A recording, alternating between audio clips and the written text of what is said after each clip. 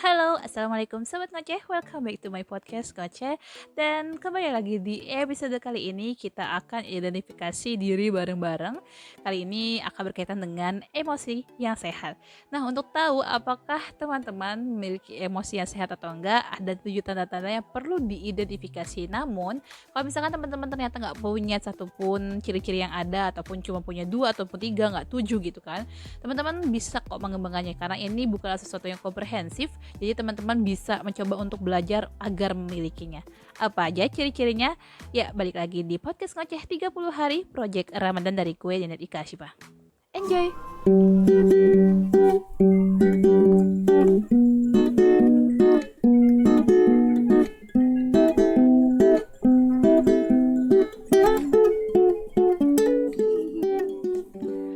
Sumber utama dari artikel yang akan gue baca adalah dari seek2go.net. Teman-teman bisa baca di sana dan cari tanda-tanda kalau misalkan teman-teman mempunyai emosi yang sehat. Ya, 7 tanda-tanda kalau misalkan teman-teman punya emosi yang sehat. Yang pertama adalah teman-teman bisa mengetahui emosi yang teman-teman rasakan. Jadi, pernah dengar gak sih kalau misalkan seorang psikopat adalah orang yang gak bisa tahu emosi tertentu.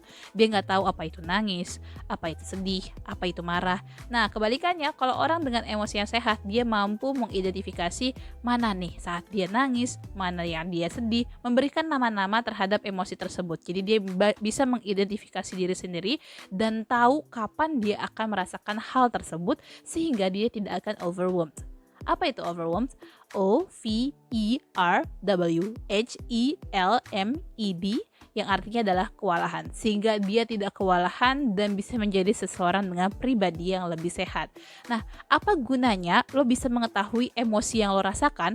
Dengan mengetahui emosi ini, lo akan bisa dengan mudah mengkomunikasikannya kepada orang lain dengan cara yang appropriate, dengan cara yang wajar gitu. Jadi, kalau misalkan lo lagi marah, lo bisa memberitahu orang lain, jangan kayak gitu dulu ke gue lagi marah. Sorry, gue lagi gak bisa diajak bercanda, gue lagi sensi. Jadi hal-hal kayak gitu dengan mengidentifikasi diri sendiri, lo bisa apa ya, menghindari konflik yang terlalu berlarut dengan orang lain. Karena lo sudah bisa me-warning orang, jangan lakukan itu karena gue lagi kayak gini, jangan lakukan kayak itu karena gue lagi negatif dan segala macam. Itu satu ciri pertama dari emosi yang sehat. Lalu yang kedua, you rebound from failure. Rebound itu REBOUND yang artinya melambung, maksudnya mantul gitu dari sebuah kegagalan. Lo adalah orang yang tidak berlarut-larut dalam kegagalan. Lo tidak takut untuk memulai kembali saat lo gagal akan hal tertentu. Ini adalah orang dengan emosi yang sehat. Jadi saat dia gagal, dia tahu mungkin itu bukan waktunya.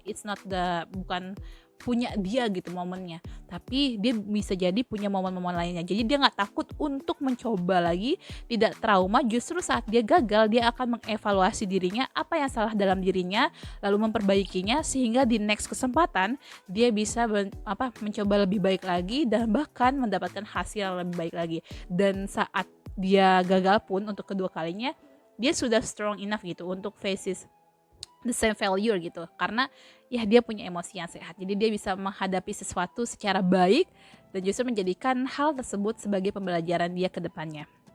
Lalu yang ketiga, you believe there's a reason for everything. Lo yakin bahwa semua hal itu terjadi karena ada alasannya.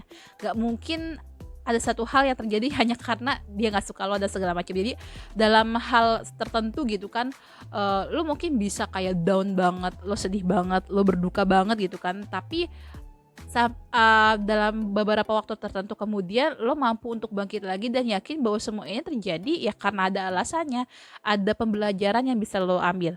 Di sini dikatakan bahwa it means that while they are grieving, they are also adapting and searching for ways to recognize not only what they lost but also what they have gained. Di sini ada kata-kata grieving, GRIEVING, yang artinya berduka. Jadi saat lo berduka kehilangan sesuatu atau mengalami sebuah masalah gitu, lu gak hanya mampu mengidentifikasi apa yang hilang dari diri lo, tapi lu juga mampu mengidentifikasi dari masalah ini pembelajaran apakah yang lo dapat. Wah, positif banget kan orangnya. Artinya emosi yang sehat memang akhirnya mendorong kita menjadi pribadi yang lebih positif.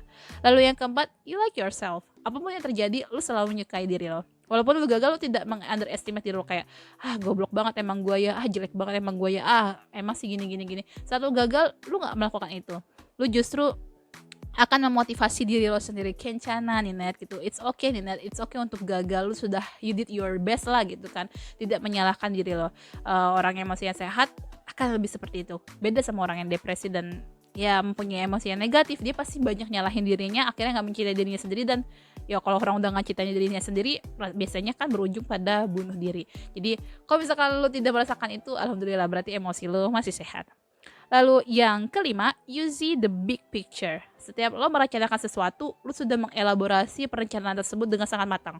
Apa nih efeknya kalau misalkan lo melaksanakan atau mengeksekusi rencana ini? Apakah efek positifnya ke lo, efek negatifnya ke lo, apakah efek negatifnya ke orang lain, apakah efek positifnya ke orang lain. Jadi lo bener-bener mengelaborasi ini secara keseluruhan, tidak hanya secara seipik-ipik gitu. Bener-bener mempunyai planning yang sangat matang. Kalau misalkan gue dalam suatu situasi tertentu gue marah dan gue mau memaki, saat gue mau memaki itu lu bisa mengelaborasi, kalau gue memaki apa ya dampaknya ke gue, apa ya dampaknya ke orang lain, apa ya dampaknya hubungan gue dengan orang lain. Jadi punya big picture gitu saat mau melakukan sesuatu, saat merencanakan sesuatu, karena menyadari bahwa setiap aksi pasti ada reaksi dan hal tersebut tidak selalu bersifat positif tapi bisa juga negatif. Dan lanjut yang keenam, you are resilient. Apa itu resilient? R-E-S-I-L-I-E-N-T, yang artinya elastis. Jadi walaupun lo ada seorang planningnya baik, walaupun lo selalu merancang sesuatu yang baik untuk hidup lo gitu kan, tapi bukan berarti lo adalah orang yang kaku. Lo bisa fleksibel terhadap kejadian tertentu.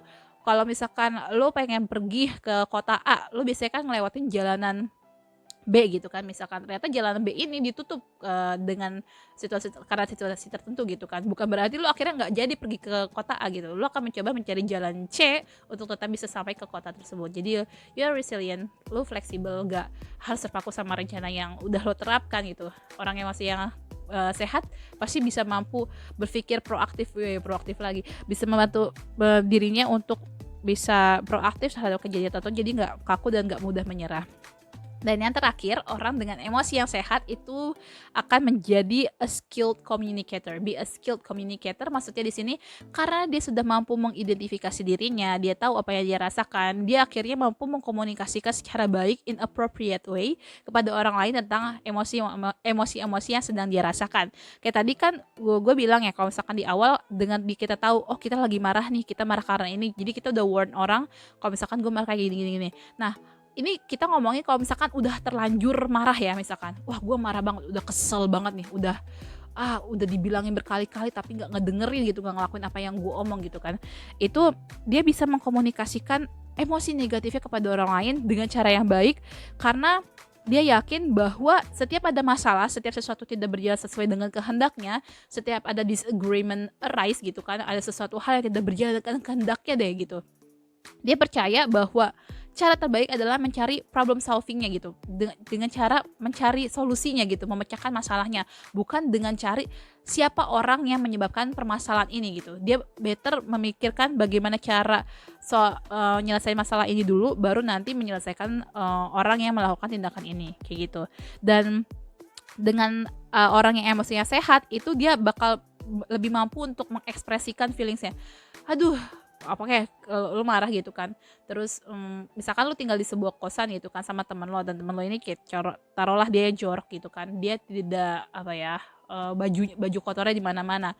Orang yang masih nggak sehat pasti dia langsung marah-marah tuh, diem gitu kan, ngamuk dan segala macam, saat temennya nanya kenapa, nggak apa-apa gitu.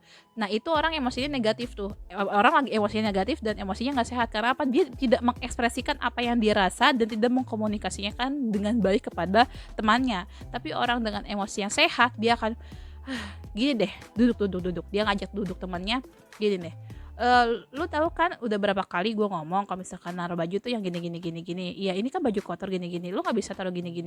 Jadi dia mencoba untuk mengkomunikasikan apa yang dia rasakan secara baik-baik pula, karena dia yakin kalau emosi negatif dikomunikasikan dengan cara yang negatif itu tidak akan nemuin tadi yang problem solving ini, tidak akan memecahkan masalah tersebut. Yang ada temennya malah akan terus-terusan untuk melakukan hal yang sama, karena dia nggak tahu kalau titik salahnya adalah di situ. Dan pokoknya di sini dikatakan don't put or tantrum or think it's the other person's job to figure it out. Jangan pernah ngerasa kalau misalkan lo lagi merasakan emosi negatif itu adalah tugas orang lain untuk tahu. Mereka nggak akan tahu apa yang lo rasakan sampai lo bisa mengkomunikasikannya dengan baik gitu kan. Kita nggak pernah tahu sudut pandang orang lain, jadi coba komunikasiin dengan baik dan jangan beranggap kalau misalkan ya lo mengamuk dan segala macam, orang lain pasti akan tahu apa yang lo rasakan. Enggak. Di sini ada kata-kata tantrum, tantrum, atau mengamuk. Jadi jangan berpikir kalau misalkan lo udah mengkomunikasikannya dengan bahasa tubuh artinya orang lain mengerti apa yang lo rasakan. Enggak. Jadi komunikasikan itu dengan baik, karena itu bukan tugas seseorang untuk bisa memfigure it out apa yang lo rasakan. Justru itu tugas lo untuk mengkomunikasikan apa yang lo rasakan. Dengan begitu lo punya emosi yang lebih sehat, karena kan artinya lo tidak memendam itu sendirian kan. Lo menyampaikannya dan orang lain juga tahu bagaimana langkah selanjutnya supaya lo tidak merasakan hal yang serupa. Oke, itu dia 7 tanda-tanda kalau misalkan teman-teman mempunyai emosi yang positif. Jadi kayak tadi gue bilang di awal bahwa kalau misalkan gak punya ciri-ciri ini, it's okay, karena semua ketujuh-tujuhnya itu bisa dipelajari, bisa teman-teman bisa membuat diri teman-teman bisa beradaptasi dengan 7 ciri-ciri tersebut. Ini semua bisa dipelajari dan memang gak instan, butuh waktu untuk bisa melakukannya. Oke, itu aja untuk episode kali ini. Semoga bisa membantu teman-teman untuk mengidentifikasi diri apakah teman-teman mempunyai emosi yang sehat atau tidak. Well, teman-teman, jika menemukan materi ini sebagai sesuatu yang layak untuk di-share, bantu share ya. Dan untuk yang dengerin ini di YouTube, tolong bantu like dan komen video ini. Dan jangan lupa tekan tombol subscribe. Untuk teman-teman yang ngedengerin ini di Spotify, bantu follow podcast Ngoceh ya. Dan ya, itu aja untuk episode kali ini. Thank you so much for listening. Sorry kalau ada salah kata. Bye-bye. Wassalamualaikum.